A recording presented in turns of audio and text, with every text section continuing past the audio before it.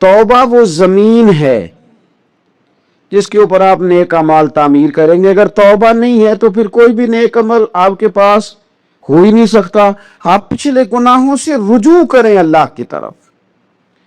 آپ کہیں کہ میرے اندر یہ غلطی ہے، میں توبہ کرتا ہوں. ان العبد اذا اعترف، اعتراف جرم کریں، پھر اللہ کے حضور رجوع لائیں. ہمارا یہ حال ہے کہ ہم جتنی بھی توبہ کرتے ہیں، جس قدر بھی استغفار پڑھتے ہیں، اس کو ایک وظیفہ سمجھ کے پڑھ لیتے ہیں. بھئی یہ بھی اچھا ہے، برکت سے خالی نہیں.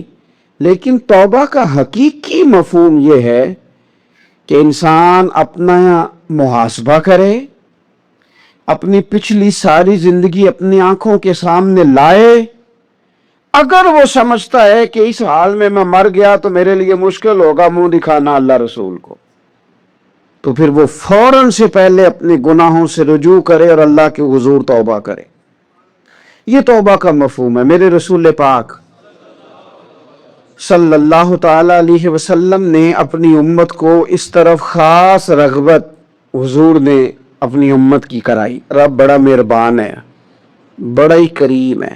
وہ تو کسی بندے کی اونٹنی اگر کبھی گم ہو جائے صحرا میں، اور اس طرح گم ہو کہ پیسے بھی اونٹنی پہ ہوں، کھانا بھی اونٹنی پہ ہو، کپڑے بھی اونٹنی پہ ہوں، علاقہ بھی صحرا کا ہو، اور اس نے کسی ٹہنی کے ساتھ باندھی ہو، پھر وہ سو جائے، سو کے اٹھے تو اونٹنی غائب ہو.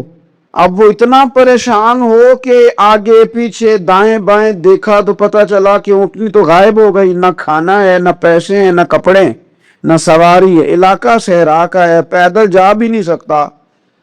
تو فرمایا جس طرح وہ بیٹھ کر موت کا انتظار کرنے لگتا ہے، اور وہ منتظر تھا کہ اب موت ہی آئے گی، اب کوئی اور سہارا نہیں. فرمایا اچانک اگر اونٹنی سامنے آ جائے تو اسے کتنی خوشی ہوگی. یا رسول اللہ اسے تو بڑی خوشی ہوگی. فرمایا جب رب کا بندہ توبہ کرتا ہے تو اللہ کو اس سے بھی بڑھ کر خوشی ہوتی کہ بندہ توبہ کر گیا، اپنے گھر واپس آ گیا ہے، اس نے بات مان لی ہے. ہمارا اصل مسئلہ احساس کا ہے، توبہ کا نہیں. جب تک اپنی غلطیوں کا بندہ محاسبہ نہیں کرتا، جب تک احساس پیدا نہیں کرتا، وہ محسوس نہیں کرتا کہ میں غلط ہوں، مجھے ٹھیک ہونا چاہیے، تب تک توبہ کا ہے.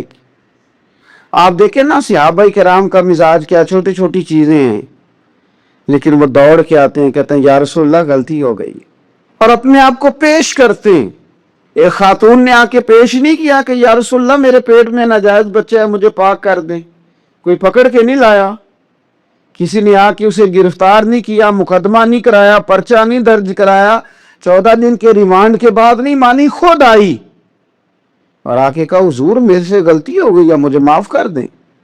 تو رسول پاک صلی اللہ تعالی علیہ وسلم نے بچے کی ولادت کے بعد اسے دوبارہ بلایا، کہا بعد میں آنا. وہ آئی، اسے سنسار کیا گیا. تو جب کسی شخص نے کہا نا کہ یہ تو بڑی نفس کے ہاتھوں گرفتار عورت تھی اور کتنا بڑا جرم کیا، تو پھر حضور نے پتہ کیا فرمایا؟ فرمایا چپ کر جاؤ، تم نے گناہ دیکھا ہے، تم نے اس کا احساس نہیں دیکھا.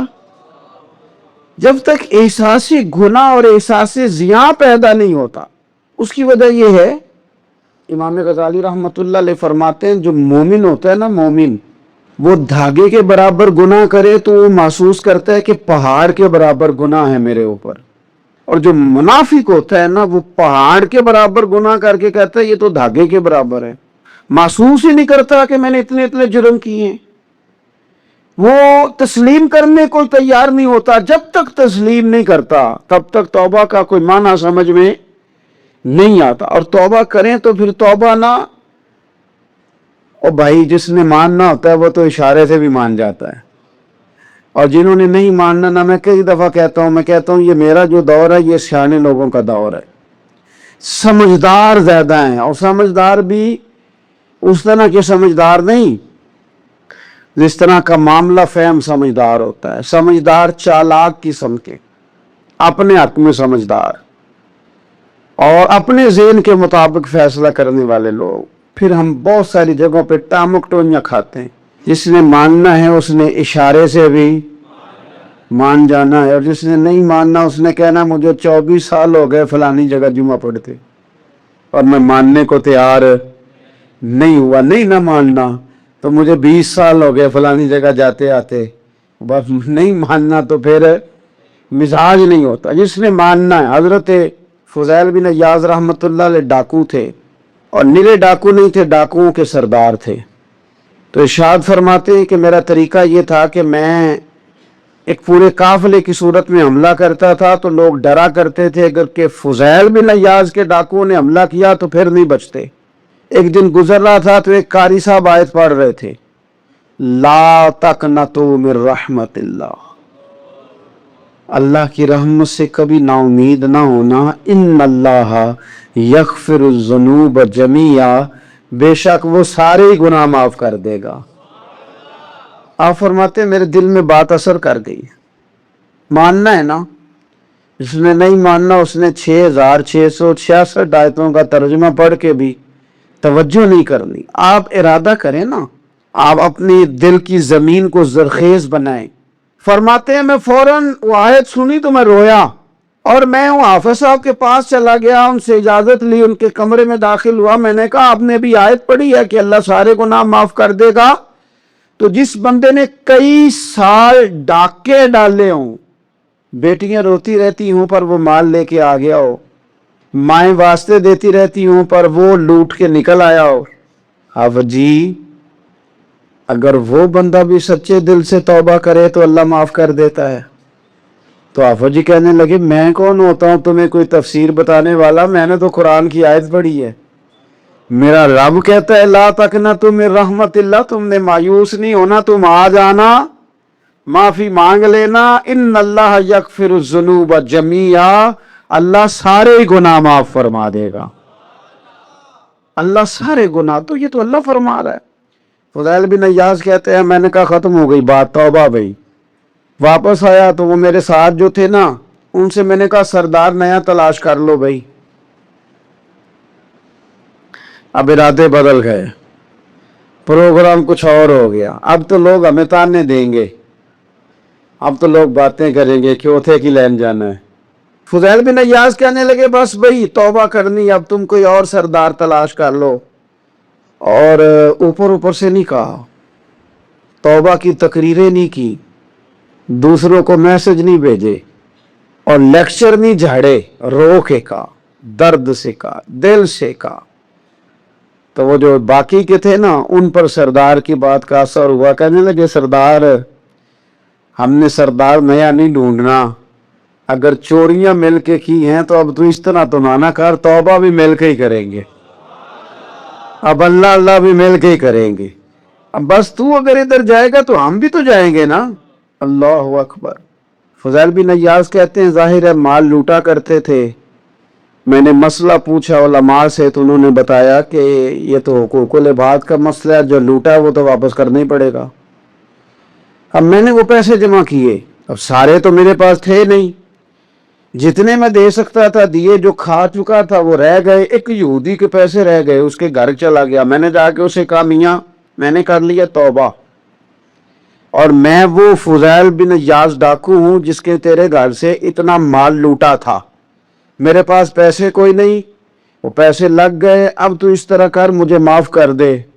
वो कहने लगा ना जनाब, ये भी कभी कभी होता है, लोग ना शराफत को बुज़दिली समझ लेते हैं। फुज़ैल बिन इयाज से कहने लगा मैं तो पैसे लूंगा, ऐसे तो नहीं माफ करता। आप फरमाने लगे पैसे तो कोई नहीं, ये सच्ची तौबा है। वो कहने लगा फिर इस तरह करो, मेरी ऊंटों को चारा डालो, पैसे पूरे हुए तो चले जाना।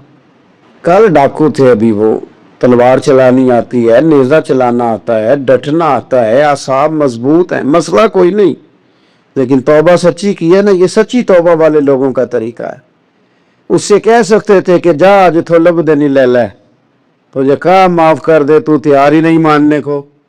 हजरत फुज़ैल बिन इयाज कहने लगे अगर ऊंटों को चारा डालने से तू माफी देता है ना, तो मैं तेरे ऊंटों को चारा डालने को भी तैयार।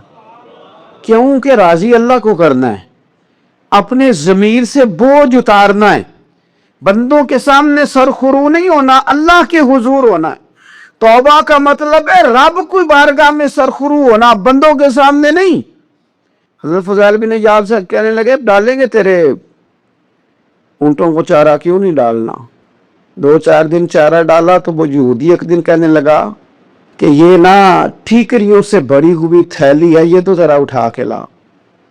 حضرت فضیل بن عیاض نے اٹھا کے اسے دی، جب اس نے کھولی تو اشرفیوں کی بھری ہوئی تھی۔ تو آپ فرمانے لگے تو کہہ رہا تھا ٹھیکریاں اٹھا کے لا۔ کہنے لگا میں تورات بڑی پڑھتا ہوں، عالم ہوں، میں نے تورات میں پڑھا تھا کہ مسلمان جب سچی توبہ کر لیں گے نا تو رب ٹھیکریوں کو بھی سونا بنا دیا کرے گا، پھر یہ مٹی کے ڈھیلے اشرفیاں بنا کریں گے۔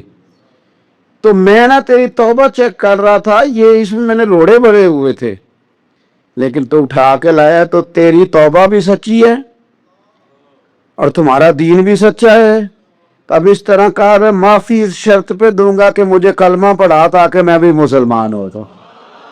توبہ کے معاملے میں احساس، اور میں نے کہا کہ جس نے اشارہ لینا ہے، اشارہ، ایک زازان نام کا نا گویا تھا، آواز بڑی سریلی تھی، شراب خانے میں جب محفلیں سجتی تھی تو معاذ اللہ وہ گانے گایا کرتا تھا، سریلی آواز تھی۔ حضرت عبداللہ ابن مسعود حضور کے صحابی، حضور نے فرمایا عبداللہ ابن مسعود اسی طرح قرآن پڑھتے ہیں جس طرح میرے اوپر نازل ہوا تھا۔ عبداللہ ابن مسعود نا چھوٹا قد اور پتلی پتلی ٹانگیں تھی حضرت عبداللہ ابن مسعود کی۔ ایک دن درخت پہ چڑھے ہوئے تھے تو کچھ لوگوں نے نا، بچے کرتے ہیں نا مذاق، معاذ اللہ کچھ نے کہا کتنی پتلی ٹانگیں۔ اللہ کے محبوب علیہ السلام نے فرمایا قیامت کے دن عبداللہ ابن مسعود کی ٹانگوں کا وزن احد پہاڑ سے بھی زیادہ ہوگا۔ زبردست صحابی ہے، اور حضور نے فرمایا میں نے جس کو گورنر بنایا، کسی جگہ امیر بنایا، مشورہ کر کے بنایا، اگر میں کسی کو بغیر مشورے کے امیر بناتا ہوں تو عبداللہ ابن مسعود کو بناتا۔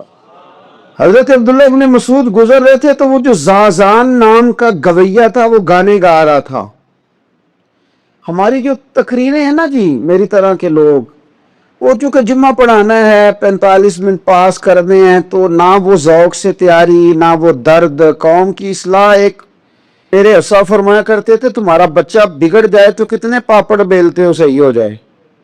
یکدم خدا نخواستہ خاکم بدہن، کروڑ دفعہ اللہ معاف کرے، کسی باپ کو رات کو خبر مل جائے کہ تیرا بیٹا نشہ کرتا ہے، سوئے گا رات کو؟ روئے گا کہ نہیں مصلی بچھا کے؟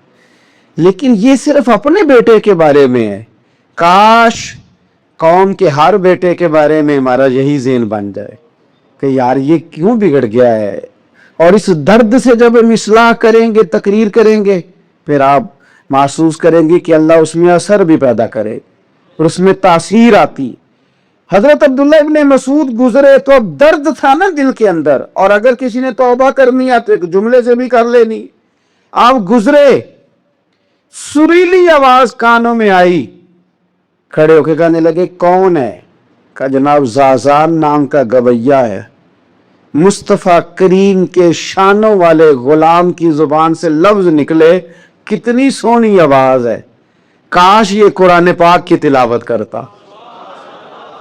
اللہ اکبر، کاش کوئی ایسا ہو تو صحیح جو ہمیں کہے کہ کاش یار تو قرآن پڑھتا، کتنی سونی آواز ہے، کاش تو نعت پڑھتا، کوئی کہے تو صحیح، کوئی کہتا ہی نہیں، کوئی کہتا ہی نہیں، کتنا سونا چہرہ ہے، کاش اس پہ داڑھی ہوتی، کوئی کہتا ہی نہیں میری ملت کے جوانوں کو۔ سینکڑوں لوگ ہیں، ایک بچہ مجھے ایک دفعہ ملا لاہور میں تو میرے گلے رکھ کے اس طرح رویا جس طرح کو بچھڑا ہوا روتا ہے۔ انہیں لگا پیر صاحب مر جان لگے ہاں، کوئی ساڈی اصلاح ہی نہیں کردا، کھوب گئے گناہ میں، کوئی باں ہی نہیں پھڑدا، کوئی ملے تو صحیح جو ہمارے دکھوں کا مداوع کرے، کوئی نہیں، اپنی اپنی نفسا نفسی، کوئی بات بتانے والا ہی نہیں۔ میں اکثر دوستوں سے کہتا ہوں کہ بڑے شوق سے سن رہا تھا زمانہ تو ہم ہی سو گئے، داستان کہتے کہتے لوگوں کا دل کرتا ہے ان کی اصلاح ہو جائے، پر کوئی درد والا ہو، کوئی ایسی بات ہو تو تب ہے نا جی۔ ہائے ہائے، حضرت عبداللہ ابن مسعود کہنے لگے کاش یہ قرآن پاک پڑھتا، یہ کہہ کے چلے گئے.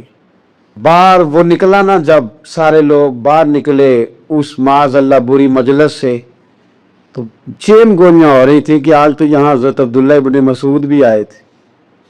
تو زازان سے کسی نے کہا کہ آج نا حضرت عبداللہ ابن مسعود نے تیری آواز سنی، تیری آواز. تو وہ کہہ رہے تھے کاش اتنی سونی آواز سے قرآن پڑھتا تو مزہ آتا، کاش.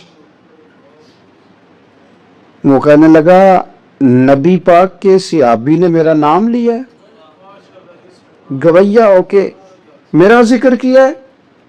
حضرت عبداللہ ابن مسعود نے میرا نام لے کے کہا ہے کہ کاش میں قرآن پڑھتا.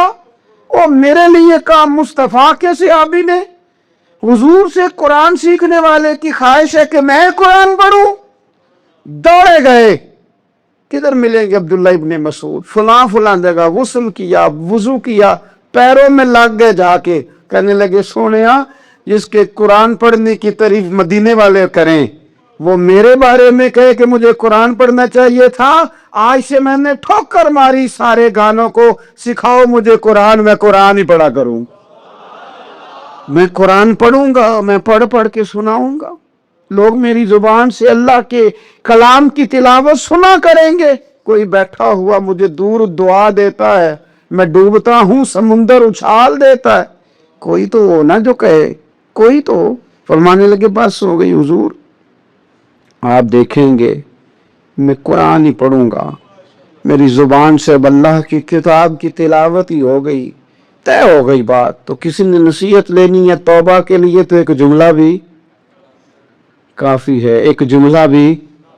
اور میں نے کہا کہ اگر صرف تقریریں سننی ہیں، واعظ ہی سننے اور ساری زندگی اسی پہ لگانی ہے کہ آج بڑا جملہ کا، آج بڑا مزہ آیا، آج فلانی بات او ہو پہلی دفعہ سنی. کچھ قرضے دے کے جان چھوٹے گی، اس کے بغیر جان نہیں چھوٹتی. اپنی قضا نمازوں کا حساب لگائیں اور ان کو نا صحیح کر کے ادا کریں.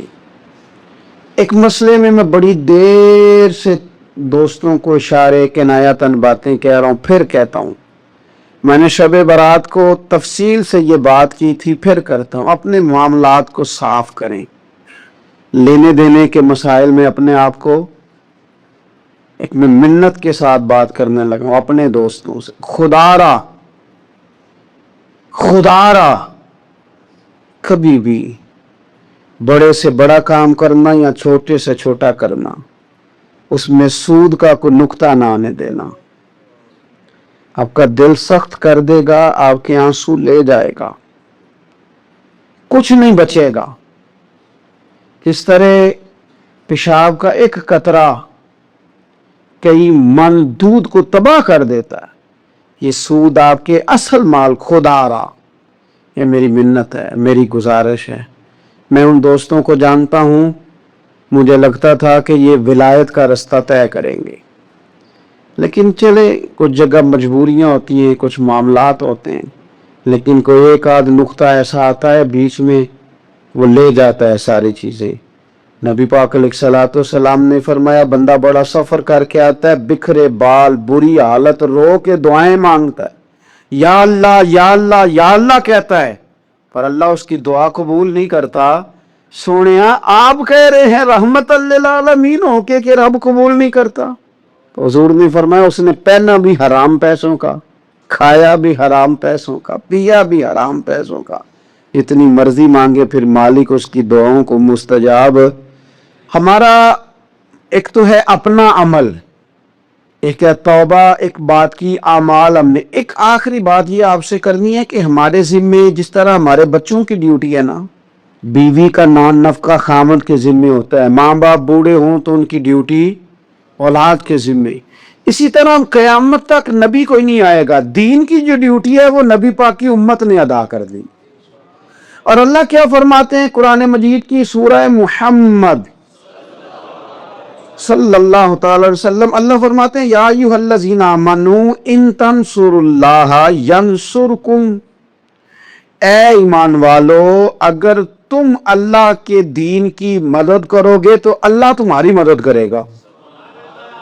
وَيُثَبِّتْ أَقْدَامَكُمْ، اور اللہ تمہارے قدموں کو جما دے گا، یعنی تمہیں مضبوط کر دے گا، تم مضبوط سے مضبوط ہوتے جاؤ گے۔ شرط کیا ہے؟ ان تنصر اللہ، اگر تم اللہ کے دین کی مدد کرو۔ اپنے مزاجوں میں نا اللہ کی دین کی مدد کا ذوق پیدا کرے۔ هو الذی ارسل رسولہ بالہدی والدین الحق لیظہرہ علی الدین کلہ۔ میں پوری دنیا کے مسلمان حکمرانوں کو یہ بتانا چاہتا ہوں کہ یہ جو میرے نبی پاک کا دین ہے نا، یہ دبنے نہیں آیا، یہ غالب ہونے کے لیے آیا ہے۔ اور اسلام کی فطرت میں قدرت نے لچک دی ہے، اتنا ہی یہ ابھرے گا جتنا کہ دبا دو گے۔ کیا سمجھتے ہیں اسرائیل کے گنڈے کہ وہ مسجد اقصیٰ میں نمازیوں کو تنگ کر کے تو وہ کہیں گے کہ ہمیں پوچھنے والا کوئی نہیں؟ اسلام کی فطرت میں قدرت نے لچک دی ہے، اتنا ہی یہ ابھرے گا جتنا کہ دبا دو گے۔ بانجھ نہ سمجھا جائے اس امت کو، بس یہ جو مسلمان حکمران ہیں یہ اتنی بات سمجھ لیں کہ تم جب ان یہودیوں سے، کافروں سے معاہدے کرتے ہو تو تمہیں تو کچھ خیال نہیں آتا، تم تو صرف دنیا داری دیکھ کے چلتے ہو۔ کاش بال بچہ دیکھتے ہوئے، مال دیکھتے ہوئے، ملک اور زمین دیکھتے ہوئے تم ایک دفعہ اللہ کا دین بھی دیکھو۔ یہ تمہاری ذمہ داری ہے، یہ نبی پاک نے ڈیوٹی لگائی ہے۔ اپنا اپنا کردار ہمیشہ دین کے لیے پیش کریں، اپنا اپنا کردار۔ وہ ضروری نہیں کہ چندے کی صورت میں ہی ہو۔ آپ کسی بے نمازی کو نماز کا مشورہ دیں، آپ نے دین کی خدمت کی۔ آپ نے ماں باپ کے نافرمان کو فرما برداری کا مشورہ دیا تو آپ نے دین کی خدمت کی۔ اگر آپ نے کسی بندے کو کہا یار تیرا قرآن پاک ٹھیک نہیں، چل قاری صاحب کے پاس، تیرا تلفظ ٹھیک ہونا چاہیے، کو آدھا گھنٹہ نکال کے سیکھ لے، یہ لفظ کہنے سے ہی آپ نے دین کی خدمت کی۔ میرے نبی پاک صلی اللہ تعالی علیہ وسلم نے فرمایا ایک جملہ بول کے جو دین کی دعوت دے گا، ایک ایک جملے پہ اللہ 1000 سال کی عبادت کا ثواب دے گا۔ چند ایک باتیں 2-3 مختلف موضوعات پر ذہن میں حاشیہ خیال میں ہیں جو آپ سے کرنا چاہتا ہوں۔ ایک تو میں نے آیہ کریمہ پڑھی ہے، اللہ تعالیٰ نے فرمایا کہ یا ایھا الذین آمنوا توبوا الی اللہ توبۃ نصوحا، فرمایا ایمان والو اللہ کی طرف توبہ کرو، اور توبۃ نصوحا کرنا، سچی توبہ کرنا۔ ہر شب برات پہ، شب قدر پہ توبہ کا عنوان ہر جگہ پہ بیان کیا جاتا ہے۔ اس کی ایک خاص حکمت ہے، وہ یہ ہے کہ اسلام وہ خوبصورت مذہب ہے جس میں توبہ کا دروازہ ہمیشہ کھلا رہتا ہے۔ ہمارے ضمیر پر روز خود بخود اس بات کی دستک ہوتی ہے کہ یار تجھے ٹھیک ہو جانا چاہیے۔ جب ہم اس پر قرآن پاک کی آیات سنتے ہیں، احادیث مبارکہ سنتے ہیں، بزرگان دین کی بات سنتے ہیں، تو ہمارے ضمیر میں بات پہلے سے موجود ہوتی ہے کہ ٹھیک ہونا چاہیے، تو وہ قرآن و سنت کی بات اس میں مزید برکت پیدا کرتی ہے، اور انسان کا شعور بیدار ہوتا ہے کہ مجھے جلدی سے توبہ کر لینی چاہیے۔ توبہ کا مطلب ہوتا ہے اپنے پچھلے تمام گناہوں سے اللہ کے حضور معافی مانگنا۔ میں بھی جانتا ہوں، آپ بھی جانتے ہیں کہ اگر ہم نے کسی شخص کے ساتھ زیادتی کی ہو تو معافی کا کیا طریقہ ہے۔ ایسا تو نہیں ہوتا کہ آپ اس کے سامنے بیٹھیں اور بیٹھ کے آپ کہیں معاف کر دے، معاف کر دے، معاف کر دے، معاف کر دے۔ آپ کو یہ بھی پتا ہوتا ہے کہ یہ بندہ کس طرح کا ہے، یہ بھی پتا ہوتا ہے میری زیادتی کس طرح کی ہے، یہ بھی پتا ہوتا ہے کہ راضی کیسے ہوگا۔ ہم وہ سارے لوازمات جمع کرتے ہیں، اور اگر ہمیں یہ پتا ہونا کہ میرے اکیلے سے جانے سے یہ معاف نہیں کرے گا، تو اس شخص کو ساتھ لے جاتے ہیں جس کی وہ بات مانتا ہے، اور پھر ہم اس طرح سے منت کرنے کی کوشش کرتے ہیں کہ جیسے وہ شخص مان ہی جائے۔ صرف سمجھانے کے لیے مثال دے رہا ہوں، توبہ رٹا لگانے کا نام تو نہیں نا، توبہ تو اللہ کو منانے کا نام ہے۔ ایک شخص اپنے گناہ چھوڑنے کا ارادہ ہی نہیں کر رہا، اور وہ اپنی غلطی کو غلطی تسلیم ہی نہیں کر رہا، اور اپنی غلطیوں سے وہ پیچھے ہٹنے کو 2 قدم بھی تیار نہیں، تو توبہ کوئی رٹا لگانے کا نام تو نہیں۔ آپ توبہ طوطے کو رٹا دیں تو طوطا توبہ توبہ پکارتا رہے تو اس کو وہ چیز تو نہیں حاصل ہونے لگی۔ توبہ ایک بڑی خاص بات صوفیاء نے لکھی ہے، اگر آپ سمجھیں تو بڑا نفع دے گی۔ وہ کہتے ہیں جس طرح گھر چھوٹا بنانا ہو یا بڑا بنانا ہو، زمین تو درکار ہوتی ہے کہ نہیں؟ زمین ہوگی تو گھر بنے گا، چاہے وہ چھوٹی سی کٹیا بنے یہ بہت بڑا محل بنے، زمین کا ہونا ضروری ہے۔ اسی طرح آپ نے نیک اعمال تھوڑے کرنے ہیں یا زیادہ کرنے ہیں، توبہ کا ہونا ضروری ہے۔